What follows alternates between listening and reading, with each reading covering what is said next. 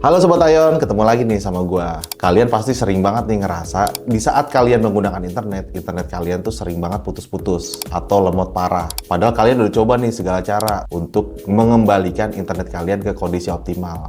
Ada proses awal yang digunakan oleh dokter internet untuk mengecek kondisi internet kalian sebelum optimal digunakan. Apa sih namanya? Namanya OTDR. OTDR apa ya? Yuk kita bahas.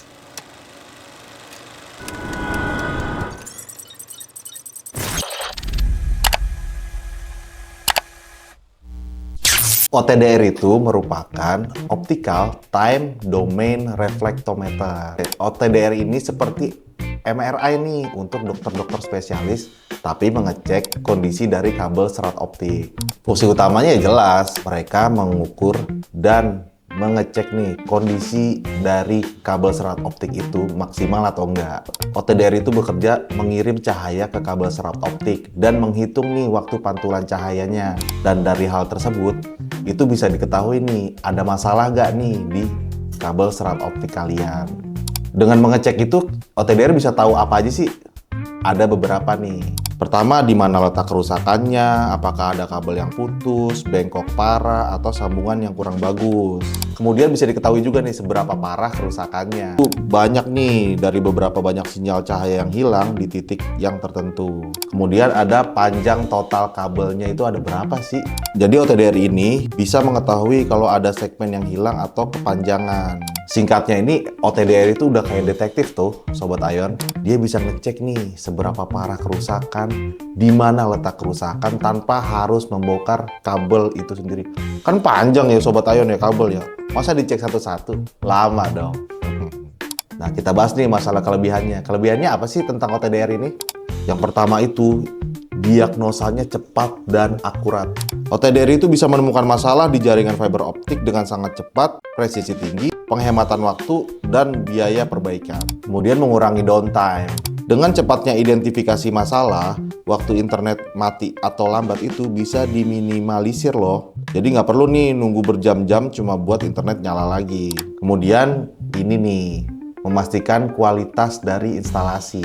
Sebelum jaringan aktif, OTDR itu bisa dipakai untuk memastikan kalau semua instalasi kabel fiber optik itu sudah sesuai standar dan minim kerugian sinyal. Itu tuh standar yang selalu dipegang oleh Ayon Network. Kita udah bahas masalah kelebihannya nih. Ada juga dong minusnya. Yuk kita sebutin nih kekurangannya dari OTDR. Biasanya apa aja ya? Ya, harganya sih agak sedikit mahal. Jangan kaget nih kalau OTDR itu termasuk investasi yang lumayan besar nih. Makanya yang punya biasanya para penyedia layanan internet atau kontraktor jaringan yang besar. Kemudian menggunakan OTDR itu sangat membutuhkan keahlian. Mengoperasikan OTDR itu nggak cuma pencet tombol, butuh pelatihan dan pemahaman mendalam untuk bisa membaca dan menginterpretasikan hasilnya dengan benar.